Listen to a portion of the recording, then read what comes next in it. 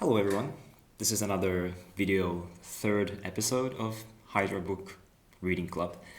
And I guess let's just get started. I guess you know the housekeeping. This is going through the Hydra book that I wrote a couple of years ago, and just to understand some details that I can demonstrate, and also it kind of is a good refresher for myself because I haven't been editing this for a while.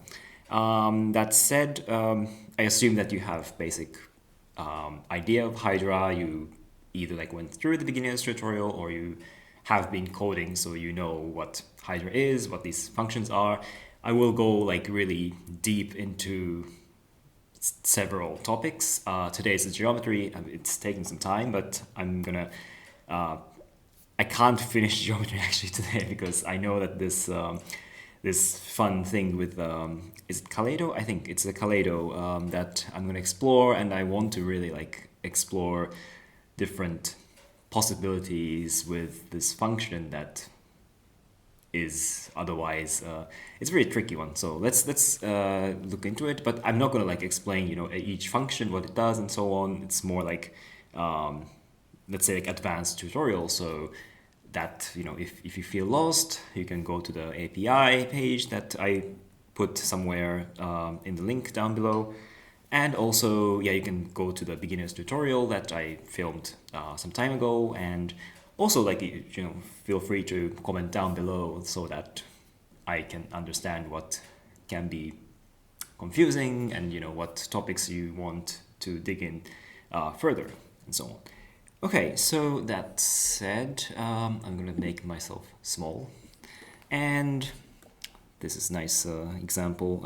I always like showcase the example that just randomly opens up, right? So it's also like, I think if my tutorial is not your thing, it may be that, you want to go through all these like examples and see what it does. And it's always like, I think the very, very beginning of the tutorials series, I did, just open something, change the values and see what happens.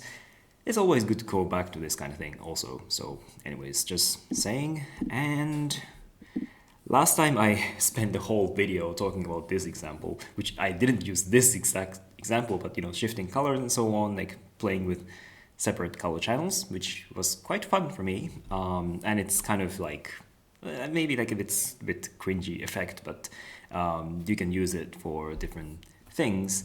And if you scroll down a little bit, there's a Kaleid. Well, I call it Kaleido because Kaleid sounds a little bit funny to pronounce, but I know it's confusing because if you type, if it's Kaleid, it's not Kaleido, but I call it Kaleido just for consistency. And so we can, just see what Kaleido does. Something I would normally do is like starting with OSC, maybe just, pause it. I think in this specific Hydra book, like pages, except this topic on motions that I introduce different ways to move like the shape. And in other pages, I intentionally stopped the motion, which, it's just like my choice. You don't have to stick to it, but it's sometimes, good to like keep it simple so that, for example, you can start with Kaleido. I think the default value is 4, so it is. And I just started with, OSC 40 and 0, so it means that there is no motion of OSC. And like, because if you put all the things in the same bucket, it's quite fun, but it can get quite overwhelming, and try to understand what is happening, it's a bit harder. So sometimes I try to like minimize things, minimize the motion, and then I can add later. It's easy to not mess things up, but spice things up later.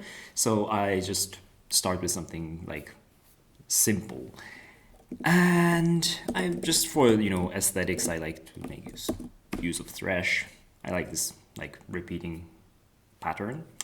And this is kind of like a basic way of using Kaleido, right? So, and maybe I stick to this scaling thing that I tried in the last video.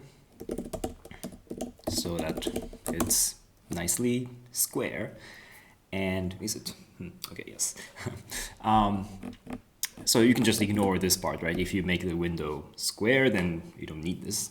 Or you might want to do it this way. And basically, the other trick I have is that sometimes I do like 16 by 9 or something. If I know the like roughly the ratio of this window, like it is actually roughly 16 by 9 because I squish the window so that it's optimized for recording for full HD. So it's roughly 16 by 9, so I do it this way. But if you want to be like very specific, it can be like this. And what I'm gonna do now is, okay, like maybe just like explore a bit with like different parameters of Kaleido. 3 is like makes like a triangle, so it repeats like 3 times, and it's a bit like a shape function, shape source function, that this value basically sets the, you know, side, well, it's not really side number of sides, because, you know, depending on what comes before Kaleido, it changes quite a lot. So in my case, I'm using this OSC thresh stripe pattern, so it makes this like almost like identical to shape, but it's like repeating pattern. But it really depends. If you do like noise, for example, maybe I stick to thresh then. Noise 9 0 something, so that there is no motion. And this is actually quite nice. It's actually, I didn't expect this. It looks like it's basically kaleidoscope, right? And there's the same idea that you see it almost like in a mirror, and you see like repeated patterns, and it's quite interesting. It's quite nice. What if I take the thresh out? Yeah, I don't know which one is better. I mean, I wouldn't judge. But basically, like, it's kind of like a quick way to make the kaleidoscopic pattern. And maybe I go back to OSC and then Kaleido 6. What if I do like 2? Then it's actually like very similar to what shape does. Like, we saw that shape 2 is a line, and now it's almost like a line. And what you notice is that the original pattern here is like vertical. And if you do Kaleido 2, it becomes horizontal. And what does Kaleido 1 do? Is it original pattern? Then I can add motion, right? So I see that I think it's just flipped like this. So, okay, that's interesting. What if I do noise? It still does kaleidoscopic, like mirroring, but on a vertical. Is it vertical or horizontal? So this is Kaleido 1. This is Kaleido 2. Actually, Kaleido 2 is already mirroring it twice, it seems. I see the grid, I think. Anyways, so is that important? I mean, yes and no. I'm getting really, like, you know, picky about these functions. And something I noticed is that if you do like gradient, what does this do? Gradient pixelate. Basically, I'm you know, I was doing this with OSC and noise, but it's kind of like hard to make it like visible because, or like noticeable because basically what I was trying with this gradient pixelate is like it almost like make a grid. So I know that, okay, this top left is almost black. It's not, but close to black. And then the bottom right corner is yellow, and there's red and green. Am I on the right dimension?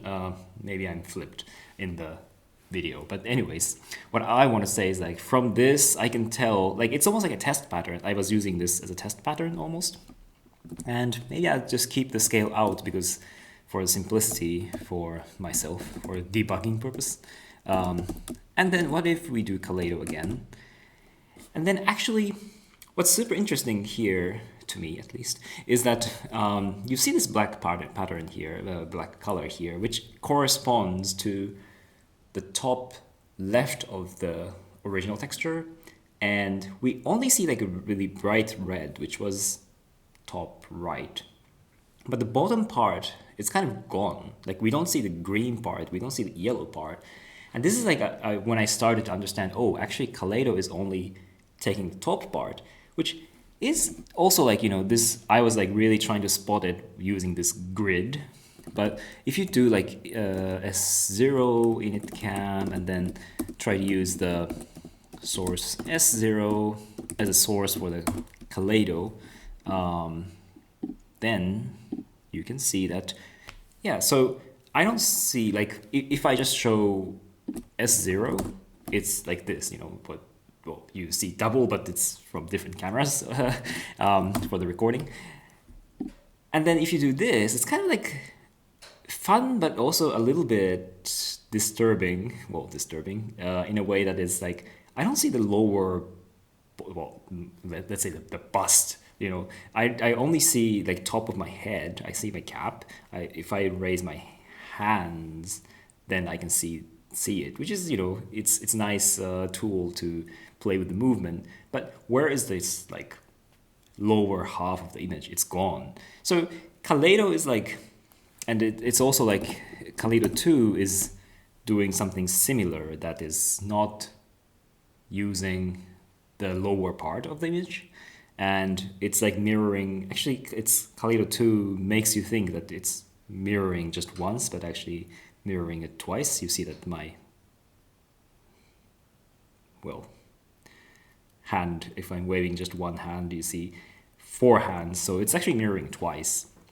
And all these things that, it doesn't really matter if you just play with textures, but then if you want to like really make it precisely, craft an image, this kind of starts to matter. And this is something I'm going to like explain today. That is, okay, let's go back to this gradient grid. This, I think it's like a bit nerdy pattern, which is exactly this one I copied from.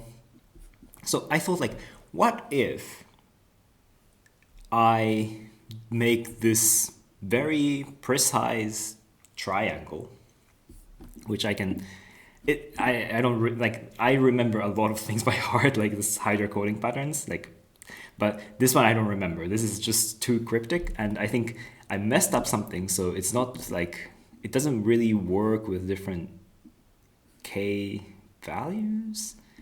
Oh, like, okay, smaller ones that don't work. But basically, I just copy and paste, right? And maybe I can take this out. So, and there is like little funny pattern here. I don't know exactly what it is, but basically I was like trying to make, first of all, I started with the shape 2, which is this line, right? And then just scroll it up, rotate it, and then scroll it again somehow so that it's aligned to this like top part of the image, of the texture. And there is also masking happening to kind of crop it out, because I think if you don't do this masking, you see this like lower part, and I think there is this little artifact still there. But actually this doesn't really matter for our Kaleido journey, because as we saw, like the lower part of the image won't really affect the result. So actually it can be like this, somehow like we're like drawing a line. Okay, we can like, what I really suggest is like, if you really get stuck, what I don't really understand what this code is doing, what is happening to me right now, just comment them out, just start from a very simple pattern. Basically, this is a line, I know this is a line, and then just put this back in. Okay, this is to scroll slightly, it's not like all the way, and then rotate it with this like a tan 2, which is arctangent, which means that you will get the radian value from y value and x value, which is like, this is like some kind of like trigonometry, some whatever thing happening here. I had to calculate all the things, but I'm not going to do it now because I don't remember. But if you're like curious about this, like I'm pretty sure you can easily like, sketch it and understand, okay, this is like trying to like fill this specific part of the image. And then it's scrolling again. I don't know why it's like scrolling twice, but somehow I found this is the easiest way to do it. Anyway, so we have this like funny pattern. And what I'm going to do is basically just put it into Kaleido, which is .kaleido.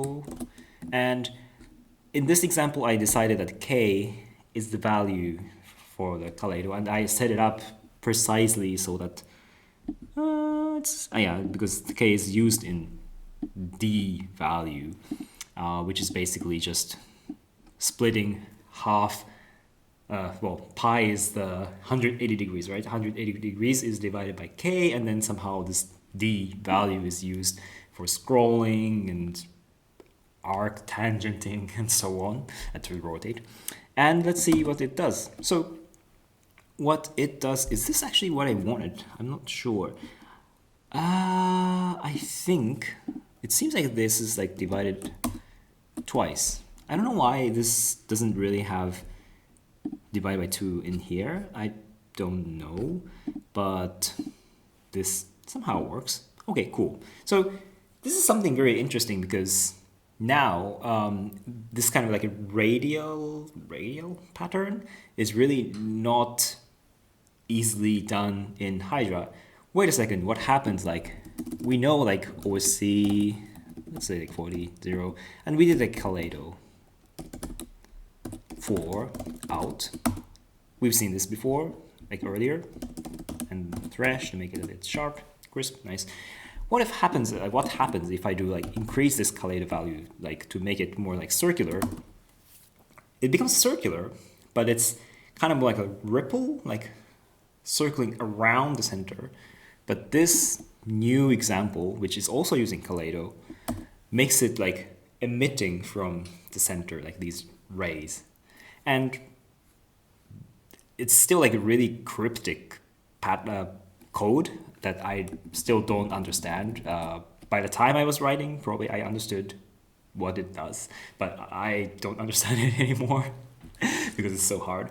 It's very specific, right? And this is the kind of thing that I would just like copy and paste and use it if I want to have this kind of pattern. And the way like I use these variables here, k and d, it makes it be a bit easier if you want to change it. For example, like I want, instead of 8, I want 16 to make it, 16 rays, I think. 1, 2, 3, 4, 5, 6, 7, 8. Yeah, there are like 16 around it, around the center. So if I want like way more, like 120, well, just say 100, it don't have to be like binary. And it makes this, it kind of makes this interesting moire close to the center. If I want to blur it, it's a little bit tricky. I don't know if I explained it. No, that's it. That's it for this in the Hydra book. But if I want to blur it, basically these are like coming from the lines, right? That comes from this shape too. So why not just add a little bit of blurriness here? Basically, it's hard to read now, but shape 2D, well, 2, then comma, D, comma, it was 0 because that makes it very sharp edge, but just like add a little bit of blurriness and it kind of works, and it takes away most of this moire pattern in the middle, which is good and bad. Some people like moire, some people don't like moire. I don't know. I don't know. I'm not really like against moire. It's kind of funny, interesting pattern. But anyways, what I want to say is that yeah, you can just add a little blurriness. The only problem is that, as we saw, like this is exactly what we talked last time. Like this makes a circle, and then I introduced this like a blurry circle by doing like size is 0, which is kind of funny. But then if you do like 1 at the end, it makes like still, if this is like 0, 0, there's no circle, you don't see anything. Maybe there's a little dot, I don't see any dot. But then just the blurriness makes it a shape. So the problem, or it can be good and bad. Like this example is that I do like 0.01, so it's adding like blurriness on top of the sides that is coming from D. So after all, like what I want to say is like this white part is like becoming thicker than the original one. If you do 0, then I think the black part and white part have almost like exact same width. I mean, it's hard to measure in this case because now it's like a stretch, and it's not like, depending on how you measure it, it might be a bit different.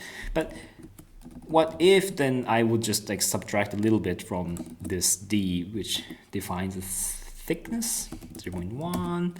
Maybe it's a bit too much, 0.05, just half of it. Okay, maybe it's actually like almost good. You still like see this more in the middle, but it seems like if I want to increase a little blurriness, I take half of it out of the size. I mean, I kind of eyed it, eyeballing, and it kind of worked, so it's good. I do this kind of coding, I don't go to the Hydra GLSL code and try to decipher. Sometimes I have to do it, but most of the time I just guess the numbers, and if it works, it's okay, because I'm not, this is not to you use for medical purpose or something. If it's visually pleasant, then it's fine. So you can go back to like 30 or something, and then because now we have more space, I can maybe make it a bit more blurrier, like this. Yeah, this is kind of like interesting version of OSC almost. Like we always wanted OSC that is like emitting from the center.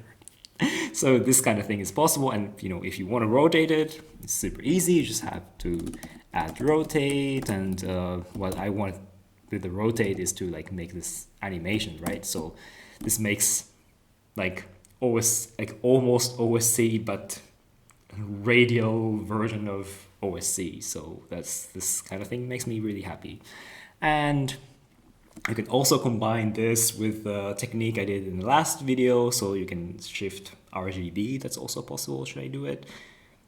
Okay, I'll try. And this is like a good example where I want to use either like the separate buffer or use this as a macro function. I will just try with separate. Let's see how I would do it. I think I want to use the separate, not separate buffer, but like let's say macro function, just because I already have these like variables declared, so it doesn't really hurt to have another variable. And basically, I don't know if I added these spaces in between in the last video, but this is the way to do it. And so I want this from shape up to Kaleido as one function. And before adding all these like color separation and blah blah, I will just test that it works. F out. It works. I took the rotation out because that's something I want to add later. So I did with like F function, and it works fine. Just to be sure, if I change the K value and evaluate everything, it still works great. Now what I want to do is basically do the same trick as last time. So add F, and if I just do this, it's going to be just brighter and brighter. So I want to separate color channels 1, 0, 0 for red, 0, 1, 0 for blue, and don't forget this parenthesis, and color 0, 0, 1. So again, this won't change anything because now I'm still not like shifting anything here. But then I want to add, instead of like last time I was like color separation, after that I was separating with scroll or modulate. But in this case, I want to separate and rotate it to make an offset. Just like how OSC function's third parameter does. So maybe like just 0.1, I don't know, I'm just guessing. And the green channel will stay the same, and blue channel I will offset in a different direction. Maybe this is too harsh. Well, this is like cool, I think. And I just guessed it, and it's somehow like doing this crazy pattern, which like I just wanted to make an analogous to like OSC, but basically let's say like OSC 30, like with no motion. And then what I was saying, that if you add this third parameter 0.5 or 0.6 or something, then you make this kind of nice color shift. And this is basically exactly like how we did manually in the last video, that separate color channels, scroll it, put them together, put it like behind the scenes. This is what this third parameter is doing. This is basically the offset of this red and blue channel compared to the green channel. So that makes this like nice color, and it's not a rainbow. That's also an interesting part of it. I think in Hydra book at some point I explain how to actually make a rainbow, like with shifting the hue using feedback. But this exact pattern is not a rainbow because it's not a color spectrum, but it's alternating like R, G, and B. I mean, there is offset between these three channels, and that makes rainbow-like pattern, but it is not a rainbow. And it's actually, this was like much easier to compute because you don't have to like separate the color into hue, saturation, lightness, or whatever, hue, saturation, value, or whatever. But within the same RGB space, you can do this easily, just like how I did here. Okay, it's not defined. Okay, I have to evaluate everything together. Okay. And if I really want to be precise, I think instead of rotate 0.1, which was just a guess, and I was just lucky because if I just decided to use 0.01, then it makes this, but this is kind of familiar, right? With, like, you have seen this, like with OSC, not the radial one, but the OSC version, you add a little bit of like third parameter and it just starts to see this kind of like a little bit of, you know, orangey, browny part, and then this gray, bluish part. It's doing the same thing basically. And now if I really want to be like precise about this, I think I have to use this D value because this is already taking the 180 degrees, which is math pi, divided by 2 divided by k. So if I just take this D and minus D, what's gonna happen? Okay, everything. So this is like almost like again, like analogous to OSC for 30 or 40, whatever. 0. I use like 1.6 because yeah, it looks almost the same because this is like it's an approximation of math dot pi divided by 2. So perceptually it's the same. It's probably very different, and if you have like really like good eyes to distinguish colors, maybe you can see it. But anyway, so I was like trying to create another version of this, but emitting from the center, right? And this time I'm more like precise using like rotate D, which is calculated this way. And it does, you know, it makes sense because now like this D is used for like calculating this proper offset and rotation and so on. So it's not like a coincidence, but it come together. And from here, I think you can really like play a lot with this pattern. And, you know, well, like I use these colors, but you don't have to use the colors. You can come back to this, this, and, you know, you can use thresh, or you can, for example, like what I can really like quickly imagine what I would do is use modulate rotate and somehow just play with the like, because if you do modulate, it will like, you can also do modulate, but then like modulate noise or something. Yeah, sure. I mean, it's fine. I mean, depending on what you want. But if you do like modulate rotate, maybe not with noise because noise is not circular. So maybe I want to do like Kaleid with this time it was like 999 to make it like circular pattern with noise.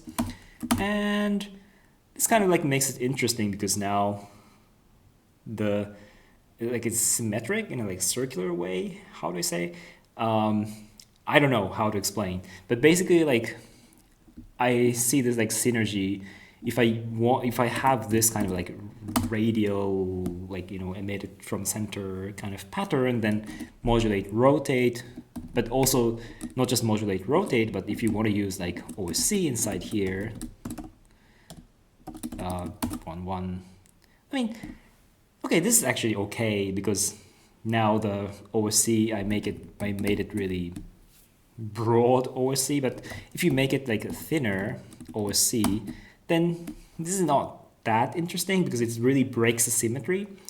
So now I would just add Kaleido 999 or 9E9 or whatever you like, and to make this rotating modulating pattern as like circular as well, so they go like quite nicely together. Maybe it's a bit too much rotation, I don't know, maybe not. Okay, this is kind of interesting because you still see this circular pattern. So this is kind of like way I craft image also, like this is not related to the original topic, but somehow like if it's like a circular pattern, like radial pattern, then I kind of stick to this with the same theme with like modulating function, and also like not just modulate, but modulate rotate may be more appropriate because it's more circular. This kind of thing I try to think. Also, you can add like mask to it, and again, not like mask shape 4, but I mean, sure, but it's kind of interesting framing. But if you do like mask with like circular pattern, then it kind of like works well together, right? Like it's actually going back to like original sketch that was like shown at the top, but basically it was just coincidence. But then finally I can add scaling back to make it, to conclude this video with a nice actually circular pattern. Maybe this is a bit too big, but and always like you have different ways to change scale, but the first parameter of the scale will affect both x and y together, so I just fine-tune it here, for example.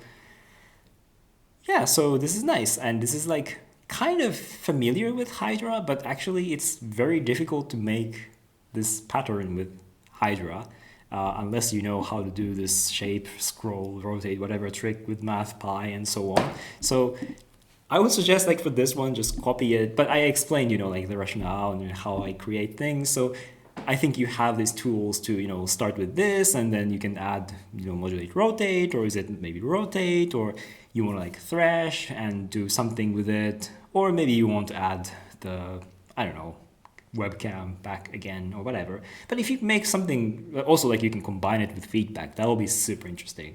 I actually did some experiment with that too, with this pattern. So if you create something really interesting, or like something you want to like show off, don't shy away, you can just post it in the comment down below, or if you are part of Facebook group or Discord group or wherever, socials, whatever, just post it. And I think it's a good idea to like tell people I made this, and you can get inspired by others can get inspired by you, but also you might see someone remixing your things, and I think it's a nice way to activate community more and more. So please do it, make something and share it, and I'm really curious to see what you create with these tutorials. So until the next video, I wish you happy coding. Bye.